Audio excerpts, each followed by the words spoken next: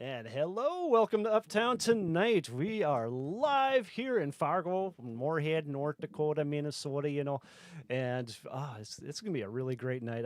One of the guests we have tonight, I've really been thinking about right when I first started the plan of doing this podcast, and he was definitely top of my list, and accidentally ran into him in a estate sale of all places. I didn't even know he was in town, just to tell you the truth. I really didn't think he was in town. I thought he was in the Minneapolis area.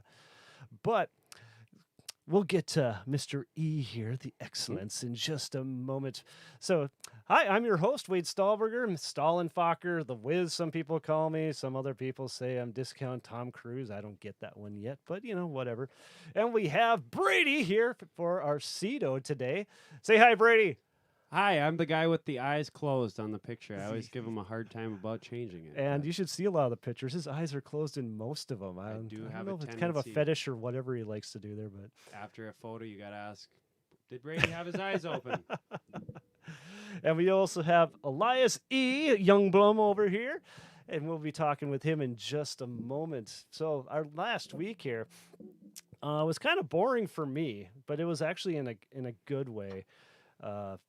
Our guys, Brady and Peter, the Red Monk, they went out and they were playing an acoustic gig for a wedding. It was that one of your relatives there, Brady? Yes, that was my wife's sister. So, And congratulations out there. we I'm still- sure they played very, very well for you. the weather was good. That was all that mattered, was that we keep this run of good weather going for outdoor shows.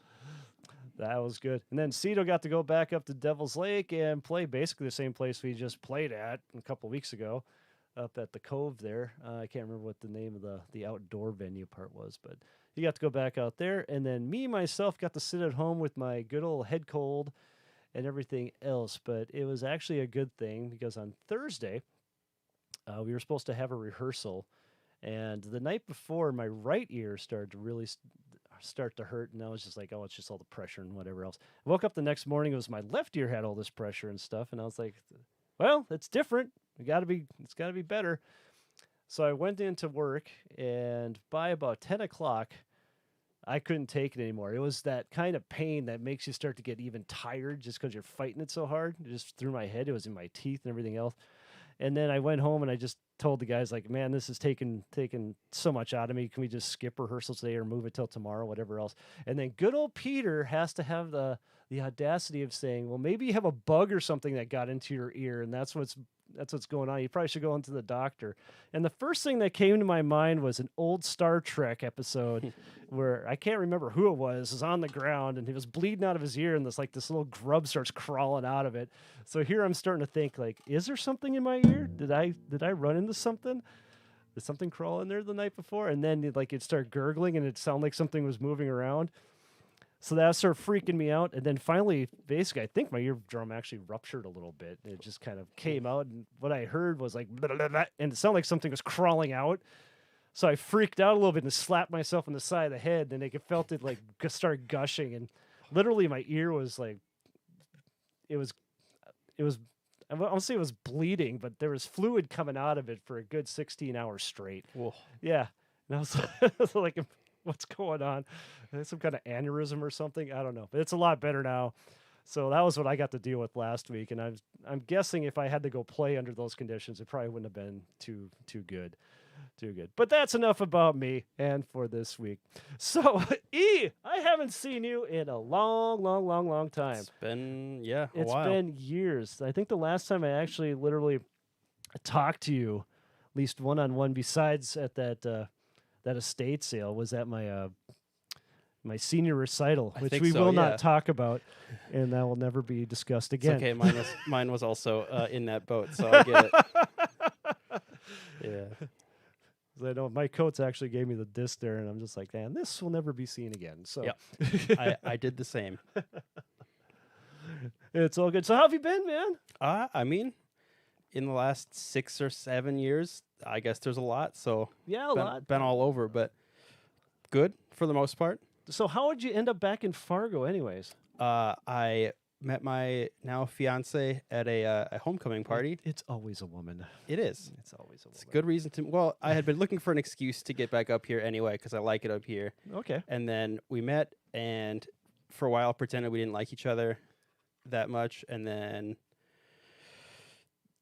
just kind of said, "What are we doing? Why are we fooling ourselves?" And started dating. And after a few months, I was like, "Yeah, no, we're, distance sucks." And moved up here. And Okay, so you moved in together then? Or? yes, yep, Okay. yep. Started in our apartment, and then I bought a house right downtown Fargo, right near there. And now we Excellent. live there. So Excellent. So you're working then? some, So yeah, not as much as one would expect, but yeah, or one would hope. But yeah, yes, up here I mostly just work with the drumline up at NDSU. Excellent. Yeah, actually, Excellent. That's- just finished up one of the first tunes for this first fall show right before I came here. So Oh, very nice. We'll get into all that here. We'll have to Yes. get you started first off and then bring us up to speed of all this because those of you who don't know, E's actually a trumpet player. But technically, yeah, before I met him, a mutual friend of ours kept talking this guy up for a year before I even met him on how great of a drummer he was. And he wasn't lying. We'll just say that. He wasn't lying one bit. It was really, really nice and refreshing to meet E and all that back in those days. after I bombed my audition pretty hard for quads, but yeah, he that's wanted to play okay. tenors, which I couldn't figure out at the time, and I think we got you straightened out Yeah, a little bit. yeah, But yeah. that's a whole different other story. So, E, where'd you come from? Why? Just let's start from the beginning. Okay. Born and raised in Minneapolis, moved to Coon Rapids in elementary school, Coon Rapids, Minnesota. It's a suburb. Graduated from Coon Rapids High School. Yeah, I was a trumpet player through middle and high school, but in probably 7th grade, I saved up and bought a drum set and started teaching myself how to drum. And then So when did you start trumpet things? I'm going to assume that's the first instrument you started Yeah. with, or did you have piano before that? I did not. That's why I didn't do percussion, because in the district I was in, they required 2 years of piano lessons to join the percussion section, technically, although I don't think they had any verification method, but tell that to a 5th grader, they're not going to know. And so I just went with trumpet instead, and then, bought a drum set on my own. But yeah, I started on Yeah. trumpet in 6th grade, sorry. So what brought on the drum set? Is it just something you always wanted to do, and you just could finally do it, or Yeah, it just seemed cool. Both my brothers played guitar. there? Now we're getting somewhere. Yeah, yeah. I was like, there's got to be something that hooked you in. Yeah, and so it just seemed fun, and I, as a kid, had more energy than I knew what to do with, and it was the most physical instrument I could play to kill energy, so it just made sense. You always seem so calm to me. How do you say that? I've so much I've energy. calmed down a lot. Time will do that, I guess, but yeah. Oh, So it does. So did you play in bands with your brothers, or Nope. is it nope? Nope, It's just that they- they played guitar and you played the drums, and everyone sat in different rooms. Yep. Yeah, my oldest brother didn't really. I guess he played in pit once in college in a pit orchestra. Okay. And then my other brother was in a band, I guess, for a while. And they played a couple shows, but that was about it. So, and I've never really performed on drum sets, so it was kind of all hobbied. But Never performed on drum sets. I was going to talk to you about that a little bit, but we'll get to there. Give me a drum set and Again. I'll work on it. But yeah. Hey. But yeah, and then once I got to high school, I joined marching band first on trumpet or whatever, and was enamored by the drum section. And then I learned that I could join the winter drumline without any percussion experience, and so I did, because I was already drumming all the time anyway. So And what was the instructor's name again? Kevin Furman for my That's first it. 2 years, That's it. and then Matt Kettlehut my senior year. Okay. Yeah. So which one was your favorite, or shouldn't you say? They both brought different. Okay, so I played cymbals, and so generally, for those of you familiar with drumline things, cymbals kind of just get shoved off into their own corner and don't really deal with people that much. And it's not that way at all. Yeah, so I didn't have much interaction directly with either of them.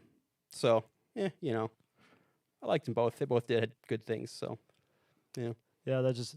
I don't know, just a quick side note is that it's basically my fiance just had an interview at NDSU, and they're talking about the marching band stuff, and there's like, so they take anybody? And she's like, yeah, basically. And it's like, so what do they do? Just put them on bass drum if they don't know anything? And No, no. that was the first thing I said. I don't think she said anything like that. I'm just like, come on. That's definitely not the place you start, but we're drumline nerds here. I can tell that. Oh yeah, no. So I want to play bass drum. It's easy. It's not. Sorry. it's one of the hardest things Yeah. in there. Yeah. Easily. All right. So you're playing drum set at home for what? Just like to records, or what are you doing? Yeah, I've had some good old 3M construction earmuffs and would put my little iPod headphones in and just drum along to mostly, gosh, I don't even remember what I listened to.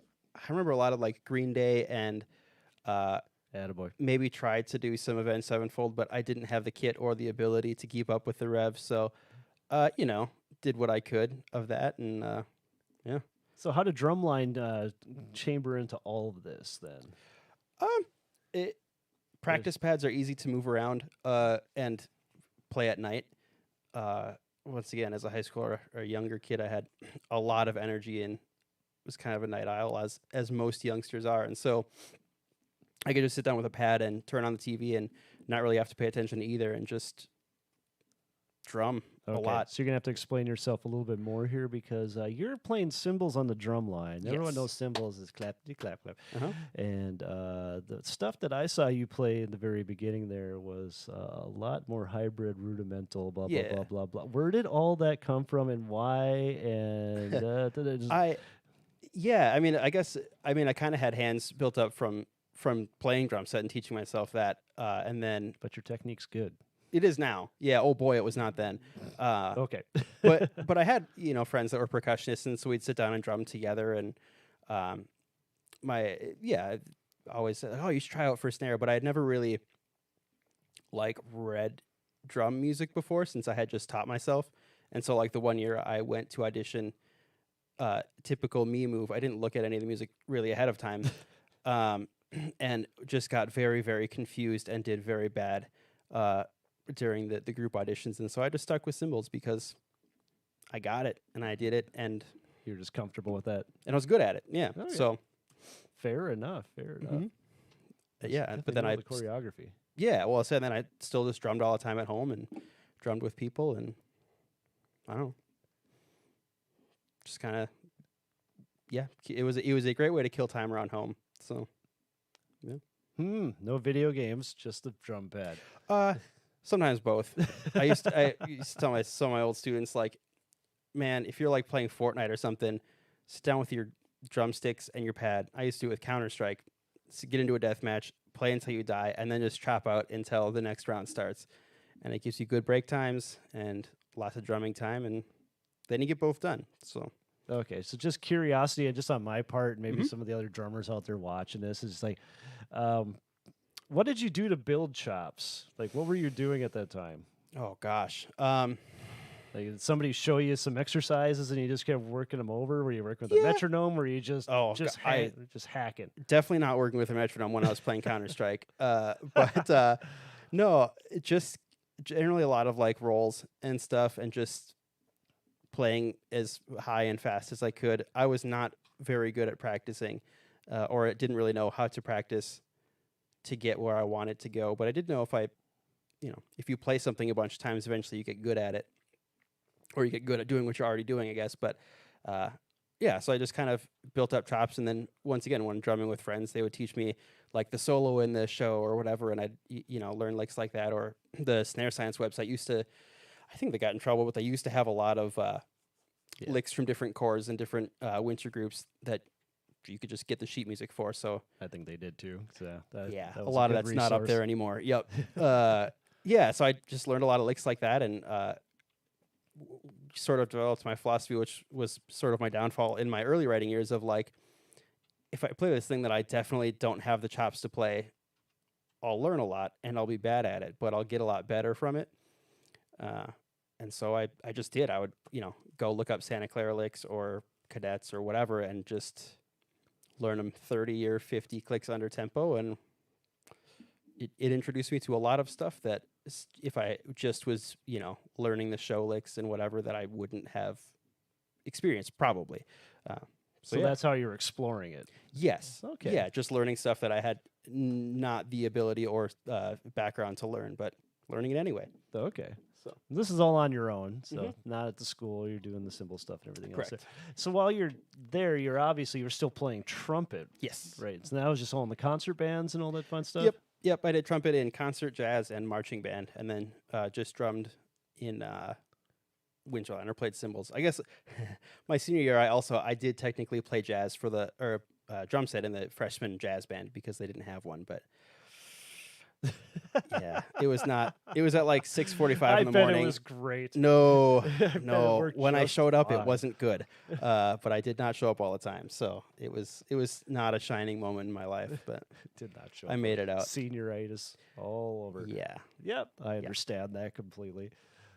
All right, so that brings you to NDSU. First off, what drew you to NDSU? Why did you come to NDSU? And I want to say you were a music major, but Yep. I am not entirely Yep. for certain anymore. Yep, music ed. I actually came up. Okay, so I didn't know if I want to do college. I was not a good student in high school. I was not a good student in college either. But I took the ACT, and they're like, well, you can send your score to X amount of schools for free. And so it's like, well, I think I want to go be a teacher or do music, whatever. So our mutual friend was like, oh, you should come check it out up here. And so I submitted my ACT. Hi, Tom. Yeah. Hey, Tom, if you're listening, miss you. Me too. Yeah, I submitted my score to St. Cloud State and to NDSU. And St. Cloud State got back to me and said, hey, this is great. We just need to see your transcript, your high school transcript. And NDSU said, please come here. Here's money. And I said, hey, there we go. That's great. They don't need to know that I'm a terrible student. And so that was pretty much it. I didn't really know much about it. I just knew that my buddy Tom went here and he said I should come here and they offered me money.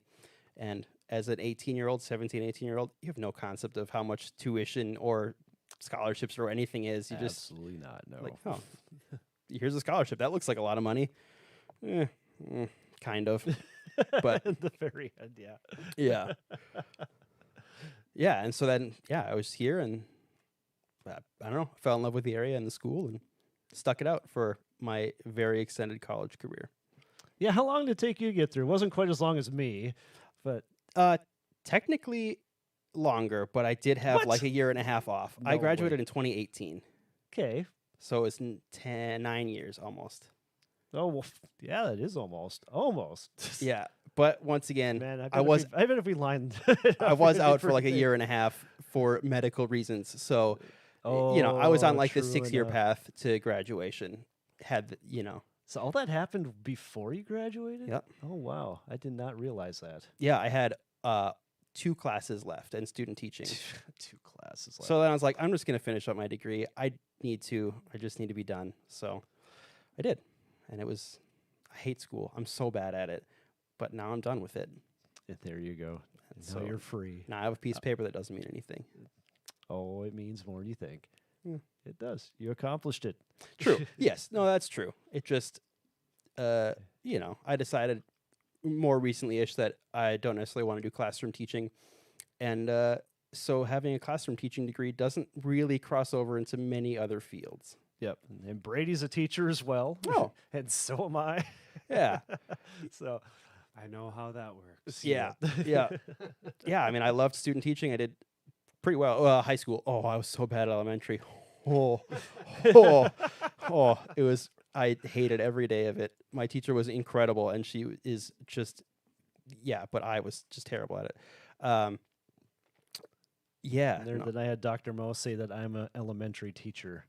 I think you're an elementary teacher. And I'm like, Dr. Mo, don't say that stuff. Oh, you're the scariest person I know, but you're just awesome. Yeah. So Best class I took, elementary methods. it is. And it's like, I have an elementary teacher. That was my, when I was student teaching. Yeah. Or Cooperating teacher or whatever. Yeah. There's been a bunch of elementary jobs that opened up. So she keeps showing them to me like, here. And I'm just like, I don't know. Really don't know if I want to be in that situation. No, I think me and my So cooperating Leanne, teacher. if you ever see this, I love you, but thanks. I just don't know. Yeah, we came to the agreement at the end of my elementary teaching that, it was not for me. We both knew that. And that was fine. I was done. and I did it. So high school was great though. I loved it. I love the in front of student time, and I love working with students or working with bands. It's the not in front of student time that is just Oh yeah, all the paperwork and getting everything organized. well, that, and then piling on top of the fact that I'm blind and I have a lot more extra barriers in front of those things. Oh, yeah, like even just grading was just a nightmare. Just dealing with programs and stuff. So I was like, that if I were to work half-time, it would be like working a full-time job just because of all of the extra layers of stuff. And it's like, yeah, it's just not. Yeah, for It's- those people out there that don't know, Elias is blind at Mhm. least right now. I don't know if they're able to fix that at all in the future. Is there any kind of hope for that, or Yeah, yes. do you want to like elaborate on that just a little bit, just to let people know what's going on, or do you just want to skim over that? I mean, I could do a whole show on the last 6 years, really, since losing my sight. Yeah. But I'll give you the brief overview for those of you at home.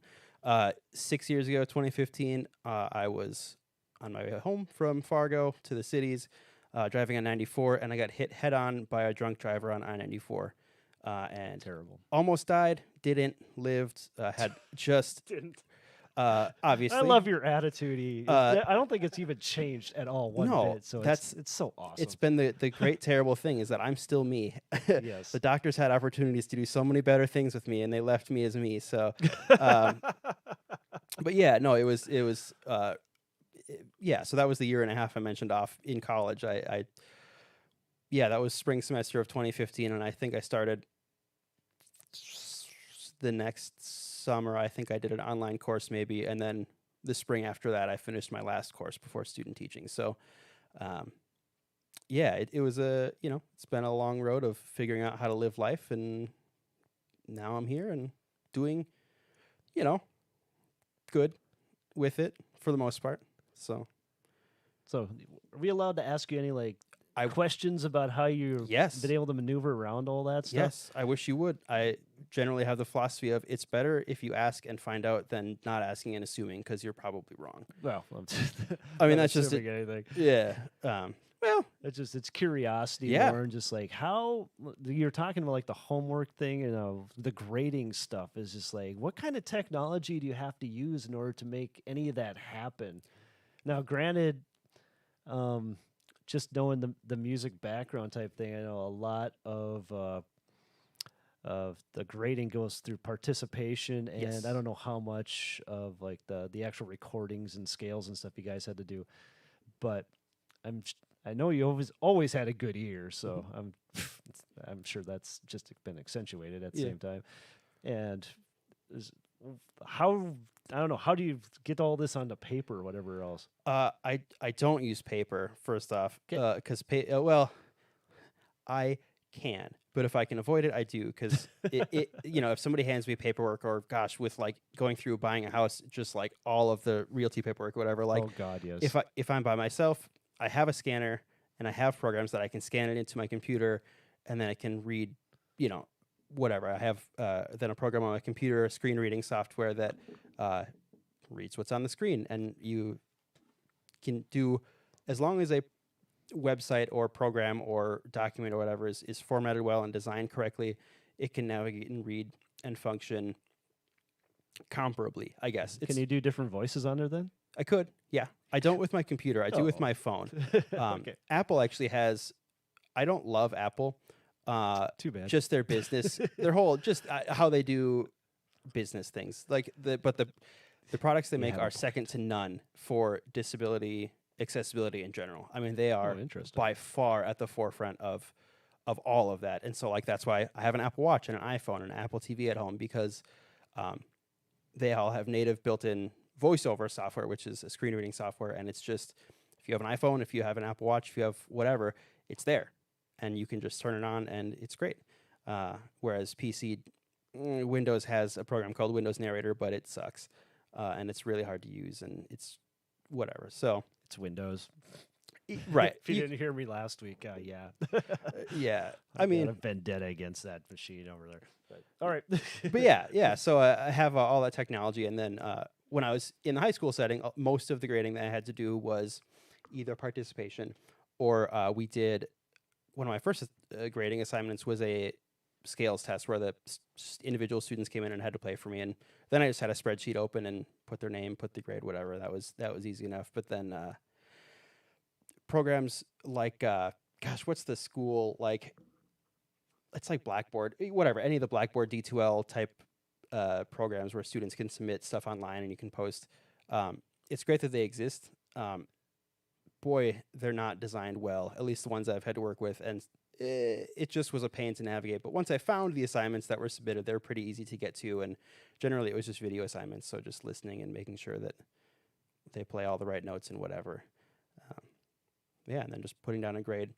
I couldn't actually enter the grades into the program, which was super frustrating, so I ended up just having to submit them to my cooperating teacher. But once again, if a site or a program is designed well, it's fine once you figure it out. If it's not, like if there's buttons or links that aren't labeled or aren't, I don't know much about programming, but aren't registered as a button or a link or whatever, I can't like, for example, if somebody's like, oh, you just go click the microphone thing, that doesn't exist.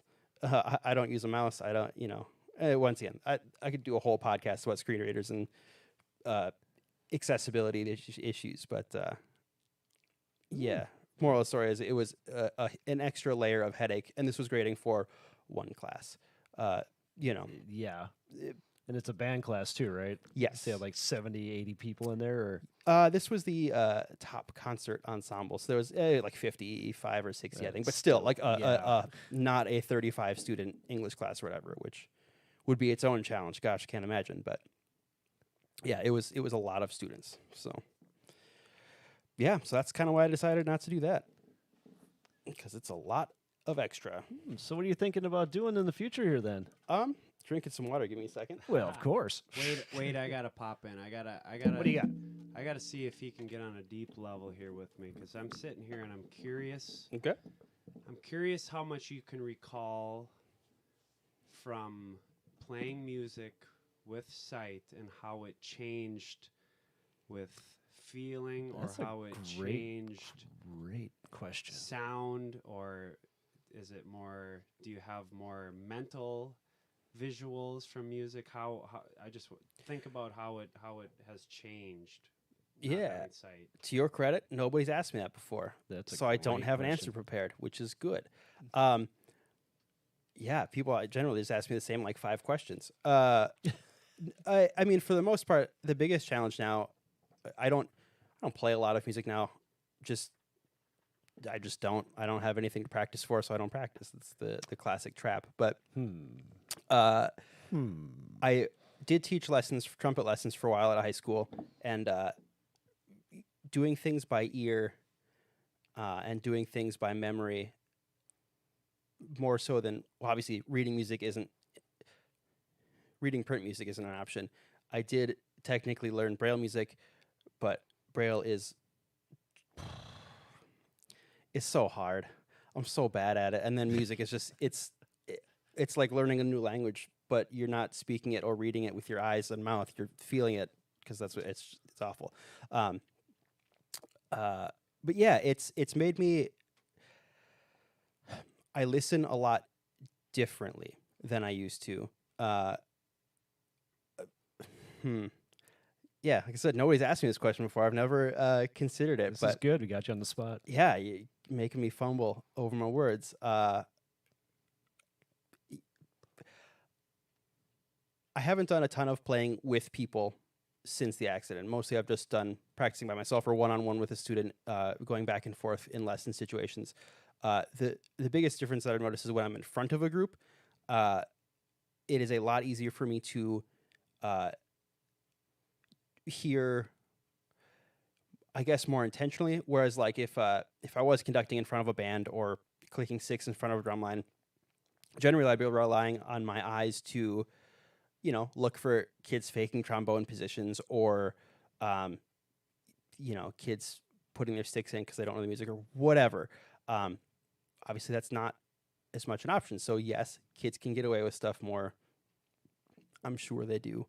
But I don't know about that. Maybe. I think, yeah, I whatever. There's a respect factor that goes Yes. with you, E, and it's Yes. always been there. Yes. Everybody that I know, excuse me, I'm just coughing, but there's just that thing there's that aura that you bring around. Yeah. That's just it. You're kind, you're gentle, you always have a positive attitude no matter what the hell's going on, even when things are just pure. I don't want to swear, at least not right now. Pure garbage. Yeah, and you're always like just that beacon. It's like, oh, what about this? What about that? You're always that guy. So, Well, with my students, I demand a lot, but I make sure that I give them what they need to get there, and that generally kids respond to that. But yeah, with the hearing thing, like my favorite thing. So when the accident happened, it was in March, and the school I was working with for marching band they were just starting up. So like, I think I had maybe been to one rehearsal, maybe. So by the time I got out of the hospital, which was like 3 months later, they were ready for parade season, whatever, and I started showing up, and it was great. First of all, that was the best part of my recovery, was getting back into doing the music and doing band and seeing my students, but also sitting in front of them. I was still kind of wheelchair bound at that time. I could walk, but I'd been laying down for 3 months in a hospital bed, so I was not very strong.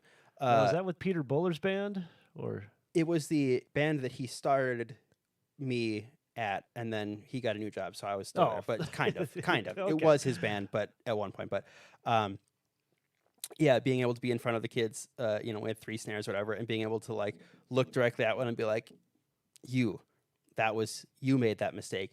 Whereas if you're looking and you don't necessarily, I'm looking at the quads and a snare player takes, if you're not looking at it, you don't necessarily know who it was. If you're only listening, you know exactly where it was, right? Because you take out one distraction, and the same was true in conducting in a band.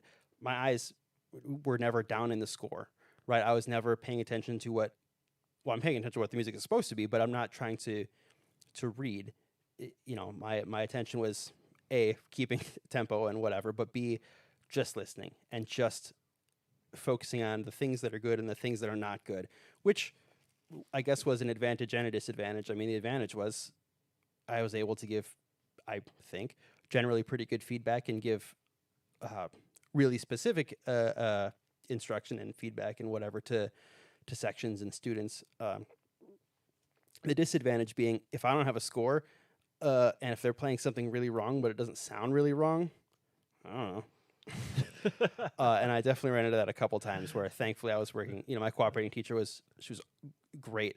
And, like, hey, you said this at rehearsal, the score actually, that's not what it says. And I'm like, oh, and, I have to go back the next day and say, hey, sorry guys.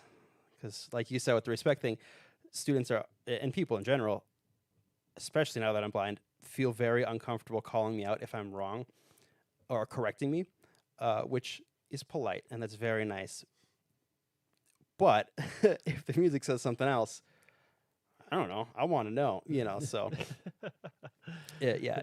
True there. So how do you do score study and all that? Do you just listen and memorize? Is that how you have to do it, or is there other ways? Yeah, other techniques. It depends. So what I found when I was student teaching with compositions the last 10-ish years, generally they were put into a Finale or Sibelius or MuseScore or something. So there is a digital copy of it somewhere, and there's special software that I have called Lime, which is specifically for blind musicians it's for composing, arranging, and also if you have an XML file format of a score, you can import it and then do score study that way. You can navigate through the score and it reads just like you'd read a Word document or something, but it's a musical score. So with newer compositions, I can do that, which I was able to do student teaching, and I've done it a little bit with marching band stuff, but some marching band composers are way too high on their horse about, you can't give me the source file, this is proprietary, whatever, it's stupid, but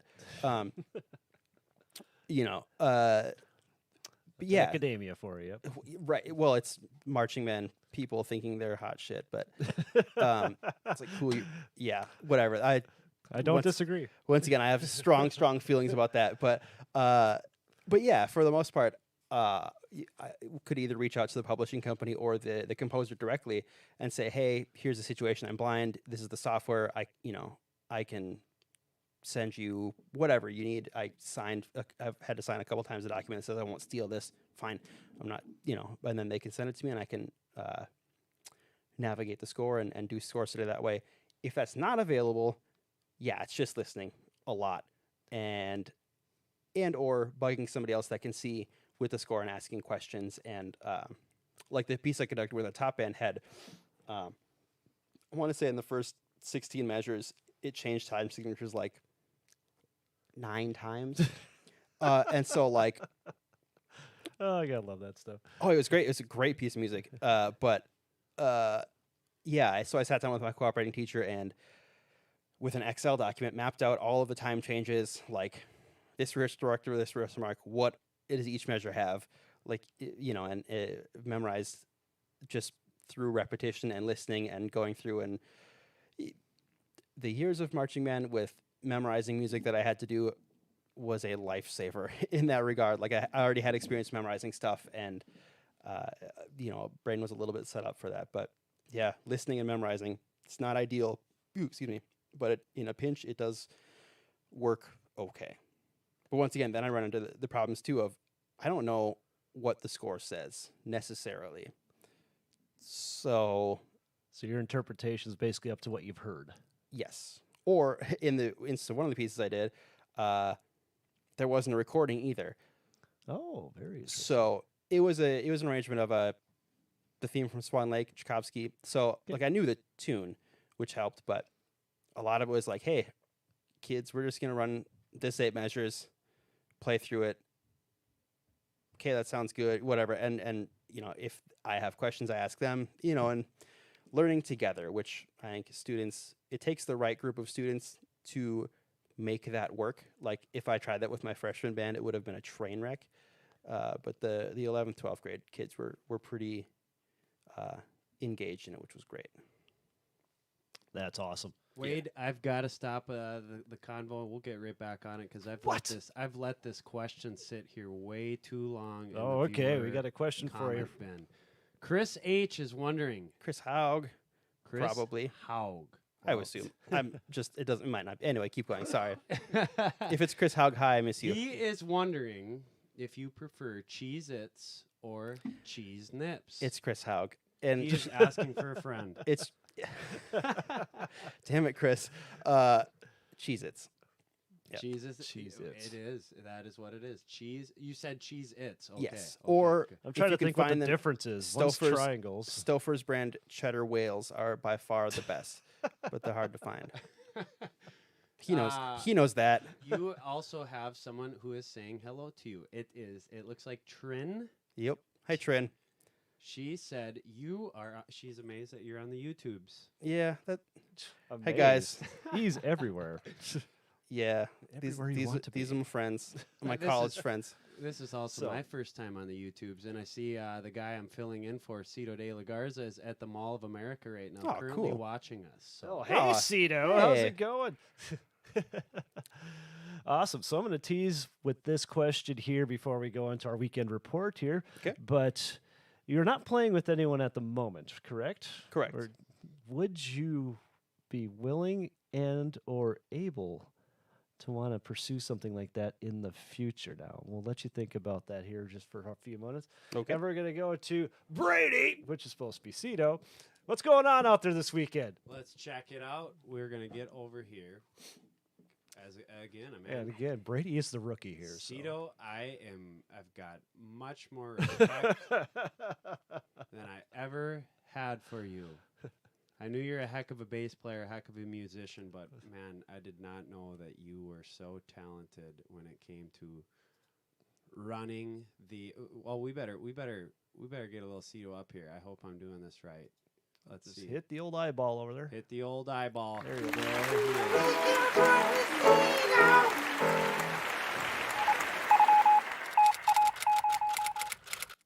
That was the man, Cito. All right, let's go. Let's go see what we got going on out there. At the windbreak this week, we've got Johnny Cochran Thursday and Friday. And geez, speaking of Johnny Cochran, I'm hoping to maybe play a little golf with Butter, who runs the sound out there, and he said Johnny Cochran may be joining him that Friday. So We man, gotta talk Butter into the podcast. we got to we got to get there. We got to get there. We have the Jackson 3 playing on Saturday 24th. I thought I saw somewhere that might be the first time that they. That is, yeah, exactly the first time. Jim Wow. Jolsrud talking about that. I couldn't believe that either. Wow. Wow, that is going to be a show you're not going to want to miss. Listening to the Jackson 3 with Butter running their sound. That is going to be It'd massive. be huge. At the Shooting Star, we got Up South. They are playing both Friday and Saturday. The TAC Event Center, that's awesome that they're starting to The get, Fargo Board get Community more Theater is shows. going to be. Yes, all shook up Thursday through Sunday. Then at Average Joe's, we got an open mic night with Rex Bluestone Thursday the 22nd. That would be tomorrow, huh? Tomorrow. Okay, let's see if I can get to the next slide here. Downtown, we've got at the Gooseberry Park Players, Beauty and the Beast. Now, I'm assuming that is that would be like a play. A musical. Correct. Okay, Mhm. that's going on. That's going on tonight. Then I'm assuming too. That is Tuesday through Sunday. Ooh. At Tailgaters, we've got the 3rd Street Blues Band playing tomorrow night. Side Street Grill, we got Chris. You say his last name because you Genziano. yeah, you say it better than I. And Gina Powers, they are playing tomorrow. At the Fargo Brewing Company, I had to call Wade out because I see we've got a little bit womp, of womp. womp. Oh gosh, I better spelling is do always this. great. I better do this. Oh shoot, I Oh. forgot. Boo! I was supposed to get a sound effect that said boo, but I forgot I turned it off. But Brian Lowry is playing at the Fargo Brewing Company, and that is his big CD release party. I believe Zach Thomas is going to be there with him as well. As well. I just saw them playing on the radio a couple days ago, and wow, they've got some things going on together that they've got some voices that mesh very well together. Excellent. At the Holiday Inn, we got Mr. Mike Morris playing Saturday, the 24th, July 24th. Wow, that's sad that July is wrapping up. But I got to meet Mike Morris for the first time, I'd say a couple weeks ago, and what a pleasure it was. Okay. Downtown, 701, the Campfire Sing-Alongs. We got Porch Light Orange. They are playing tonight. Jack, is it Winders? Jack We'll go with that. Winders, Thursday, the 22nd. At the Three Lions, we got Mr. Mick Klein playing tonight. At the Unwind Bar in Dilworth, we've got Lori Elaine. She's playing Saturday the 24th. Gosh, the Unwind is sure having a lot of shows, too. That's got to give that bar a little extra shout-out. No, Getting that's- shows on that's shows in great. there. At the Fargo VFW, we got the Quick 56. They're playing Friday and Saturday. Yep, and those guys will be on the podcast here, I think, in a month. I think Is this that they're coming right? on. Yep. And then at the Beach Bums in Ottertail, there is the guy I just mentioned that is playing with Brian Lowry. That is Zach Thomas. He's got his own show at the Beach Bums Saturday the 24th. Ooh, that's good that we got 2 pages of downtown. Dempsey's, we've got Joey Kuntz playing tonight. Erie Mines, or Irie Mines. Sorry if I'm mispronouncing that. They are playing Friday the 23rd. Then the Aquarium has got 2 shows, it looks like, this weekend. They've got the Entail, Past the Flask, and Trace Monolith. And they're there on Friday. And then Windsor Diet, Walker Ride, Carnet, Saturday the 24th. A Windsor Diet, that sounds all right. Comedy Cellar, they've got an open mic night tonight. Tonight. Yeah, so I always wondered what that would be like, Open mic. going to an open mic type Terrifying. goodness sakes, thing. comedy. I've never been to one. Yeah, that's something I'll stay far from because the only laughing people do at me is when I have my eyes closed on photography. But anyways, Roast of Tim Jones is there Saturday the 24th for some more comedy, it looks like. First Lutheran Church. Their summer concert Their series summer still concerts. continues as tonight. Okay. Oh, that's good, like right from good, my house. good. Good. Out of town. Let's check out what's going out of town. We got the North Dakota State Fair running the 23rd through the 25th. Leonard Skinnard is there. Skinner. Yeah. Do you think anyone will shout Freebird at him? Nah, I doubt it. No. Okay. no way. Gosh, Not constantly. why do we get it shouted at us all the time then? Not If he's not, constantly. They're not afraid of you. It's pretty constant. It could be a simple acoustic show, and you're still getting Freebird shouted. But anyways, good luck to you, Leonard Skinnard. If I'm sure you love playing the song. Anyways, we got Ashley McBride there on Sunday the 25th. The Roadhouse has got 32 Below playing there this weekend. All right, here's your place. Wait, I'm gonna let you say it. At the Laughing Sun Brewing in Bismarck, Mandan, our favorite place. That's the band's favorite place. It is. Are we gonna get a show there ever? I don't know. Laughing Sun. Get us a show. Get us a show. We'd love to play there because we love your bar. We got the Amanda Fish Band playing tomorrow night and the Pocket Knife on Saturday. Bismarck Mandan Convention Center. Julius Caesar is there Wednesday. I can't imagine that's actual Julius Caesar, but yeah, they're there Another Wednesday musical. through Sunday. Another musical. And then your very own Uptown. We have got the Shelley Days Street Dance. Goodness sakes, let's keep this run of great weather going for outdoor shows. It's never Yes, gonna end. please. Never gonna end, and we are at the beginning. So just in honor of our guy.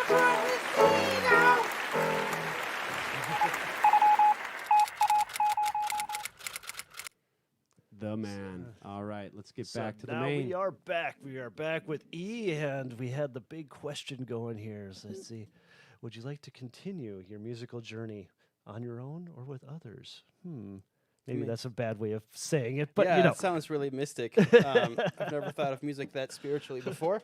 But it is. Yeah, I mean, I would love to. I mentioned before we started, just joined the barbershop chorus in town, but that's singing. Oh, which- that is correct. Yeah, I'm I not never good thought at. of you as a singer, and that's no offense to you. no, E. I'm I just not. never thought of you as a singer. There's the barbershop quartet. How'd you get up into that? How, why, and all that fun stuff? my old roommates, including Chris. Shout out to Chris Haug again. They've go. sung with the group for 8 or 9 years, and so I've known about it, and I've listened to plenty of barbershop music. Actually, a few years ago, I went to Las Vegas for a barbershop international contest, and got to see some of the best groups in the world, which was real cool. And finally, now that I live up here, and I've settled into a semi-regular routine, I'm like, hey, I got my Thursday nights free. I should just go sing with a bunch of dudes. It's great. Yeah, I'm not particularly good at it, but I'm not. And how many terrible. people are in that group then? I think like Or does it break up into smaller groups or something? yeah. There's the full chorus. It's like 30 to 35 guys, maybe. If I'm wrong, Chris will probably correct me in the comments. Okay. Speaking Chris, of correct me. comments from Chris H, he said, "Hex, yeah, cheddar whales." Yep, he gets it. he gets it. But yeah, and then there are quartets within, from guys within the chorus, but that's not during rehearsal times. And I've only been in it for like a month, so it's still okay. all- So is that all a pretty- competitive thing, or is it? Yes, the competition, I guess regional is in October. I think on the 18th in Minneapolis. Oh So- wow. Okay. Yep. Yeah. So there's the region, and then if your chorus wins that region, you get to compete at international, I think. And the same thing. And then they have a quartet competition too, which I am not in any quartets, nor will I be for a while, because I need to get better at singing to do that. Just find those harmonies and all that fun stuff. Yeah. Yeah. Just sound Yeah. better. The too. only I thing mean, I know about that type of thing is from a show called Rescue Me from 10 years ago, Dennis Leary. Yeah. And they had some fire station barbershop quartet. And Nice. like his was started going off. They were starting to win and everything else. Yeah. But then, of course, an alcohol came in and everything kind of blew up. But Once That's the how air that gets show went. better, the singing will get better. I found that very interesting that you have said since the wildfires are going, you're feeling it in your throat. Because here's me, I'm telling myself, oh gosh, I'm practicing singing too much, playing too much shows because I'm not getting it back. But maybe it's got something to do with the air quality. Yeah, it says some of both probably. I have my workshop out in the garage, and of course it's all open air because it's not an attached garage or whatever. And I will turn on music to sing along to, or some of the learning tracks to practice with. And yeah, 10, 15 minutes, and I'm like, and then it feels like hell the next day. So Oh, yeah. these guys smartly just don't let me sing at all. Which is hey, you know, I don't play but one bit. they let me in, and I'm happy. I'm surprised, but I'll take it. So it's nice to have a musical outlet again. Cause That's great because that was brought to me to the idea. It was just like drumming and drum set. Because a lot of that stuff is memorized. yes, So that's where I'm just like, he could be one of those diamonds in the rough for somebody out there. I mean, this Could guy be. would do a bang up job, no pun intended, or maybe pun intended. I'm not Yeah. sure. Yeah. Huh. Yeah. If that might be something you might be interested in. Yeah, I mean, I don't have access to a drum set, and my house is far too small to house a drum set. But I'd love to. I wish I could afford an electronic kit because you can practice at all hours of the night or whatever. But I might be able to help you out with that. well, I'll take it. I didn't catch it. Was that your first instrument? Was it drums? Trumpet. Trumpet Okay, was my first, trumpet, but okay. very shortly followed by drums, which I learned on my own for the first several years. But trumpet I did through school and whatever. Here was one of my thoughts today. I thought, Okay. I'm doing my little musical practice today. And since I've joined Uptown, since I've joined playing with these guys, we have hammered the idea of playing to a click and playing to tracks. Oh, yeah.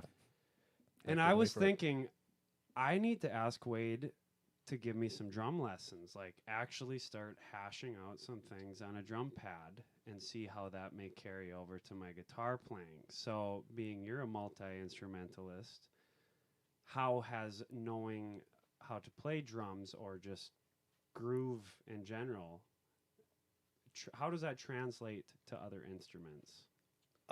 It's the precision that you need to play a drum in time and well with other drummers is way more than any other instrument. I can't remember. I watched a YouTube video. I think it was Adam Neely on his channel on YouTube a long time ago about. Okay, not to cut you off, but I'm going to bring your microphone closer just so we can hear you better. Yeah, sorry.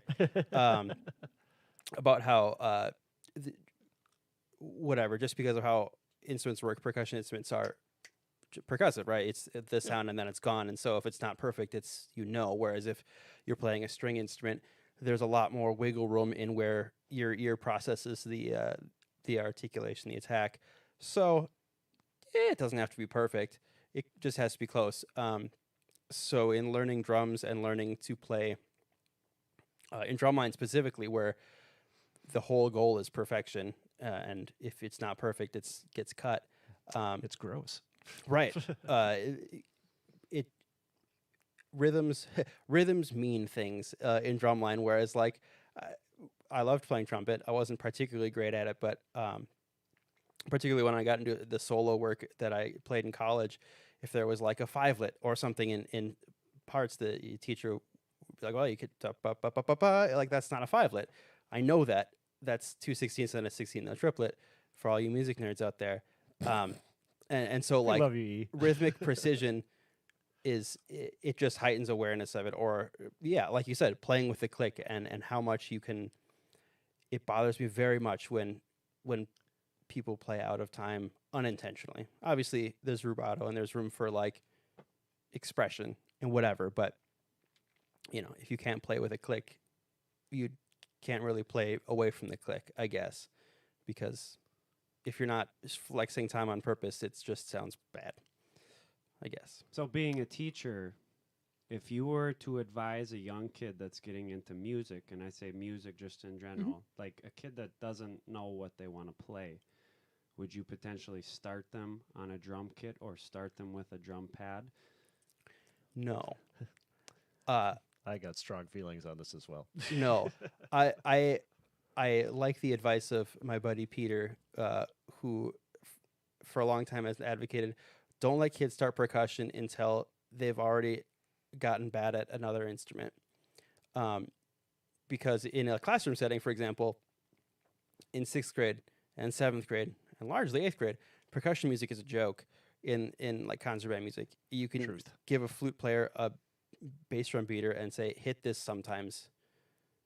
and it'll be fine. You don't need to specifically to be trained in percussion music until it gets more difficult. And so I think simultaneously starting on the instrument that they're interested in and a practice pad or some kind of rhythm thing is smart, because obviously as a kid's learning an instrument, their technical abilities are going to be limited to much more simple things, but they can still process rhythm and learn rhythm concepts separate from that, because just because their fingers can't keep up with scales, whatever, or their tongue can't articulate that fast doesn't mean they can't understand those rhythms.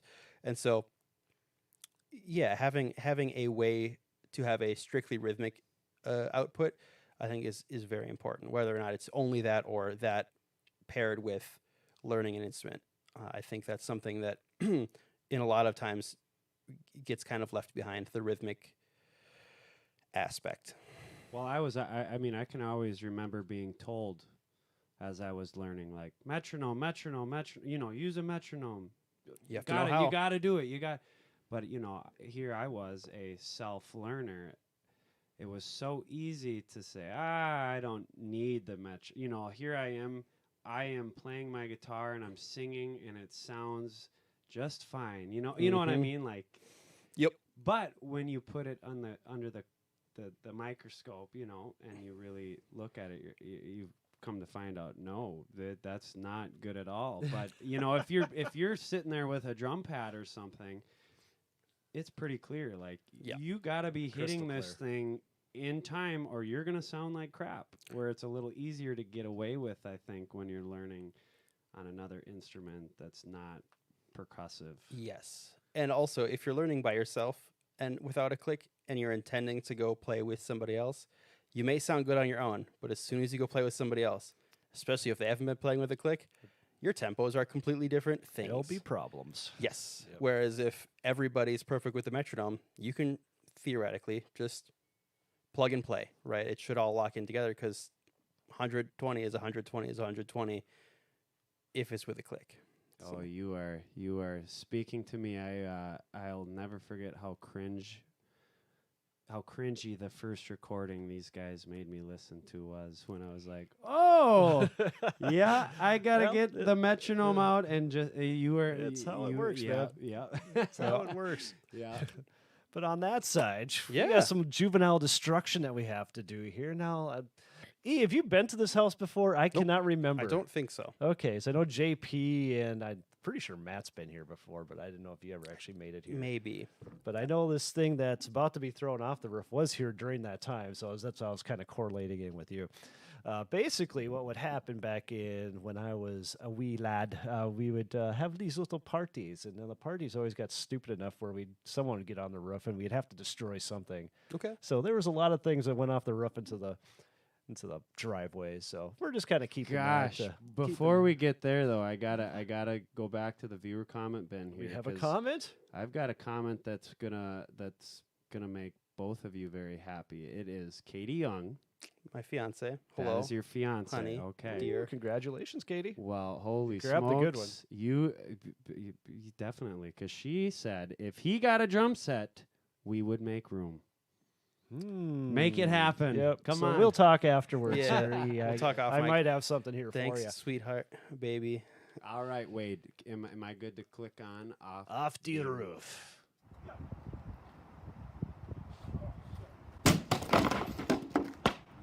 Go. That happens.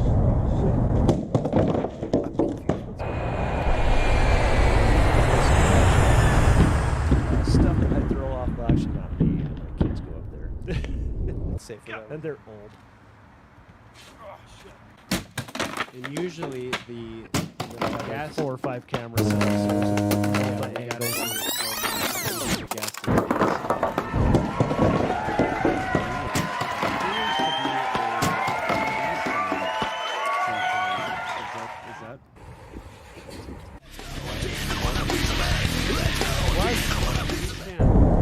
Perfect game, too.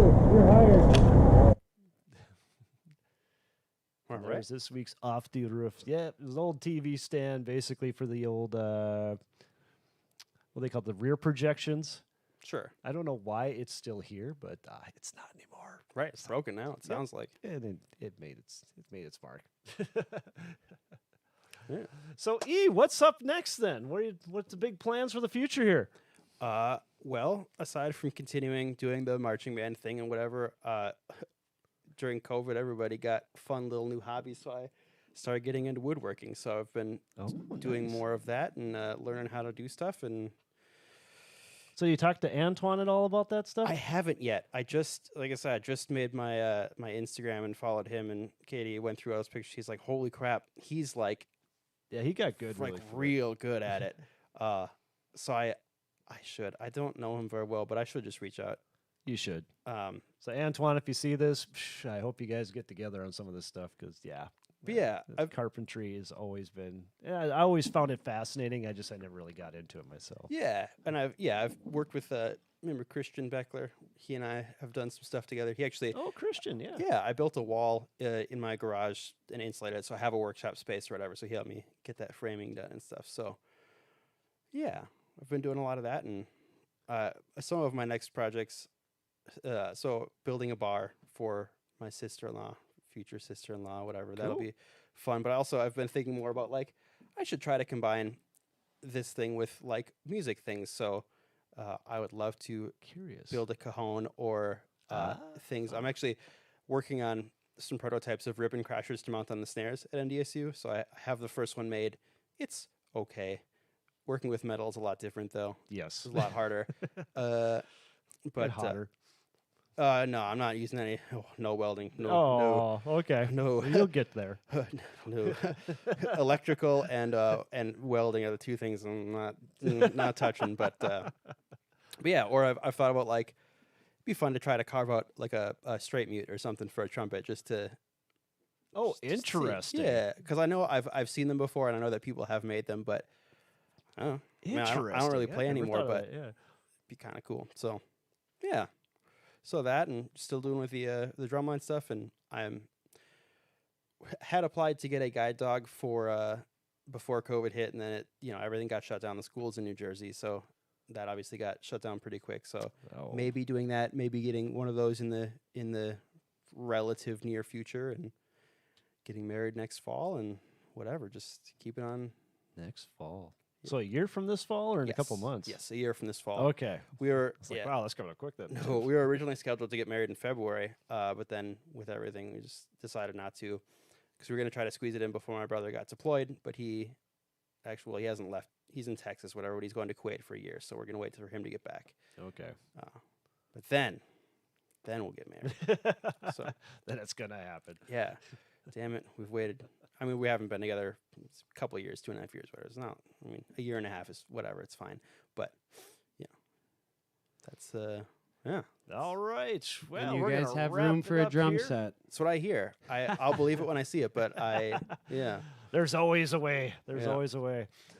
So, those of you out there, if you still haven't hit that subscribe button, please do that. I've noticed that in our last analytics that, we need a lot more subscribers out there. So it's just one little click. You can do it. You can do it.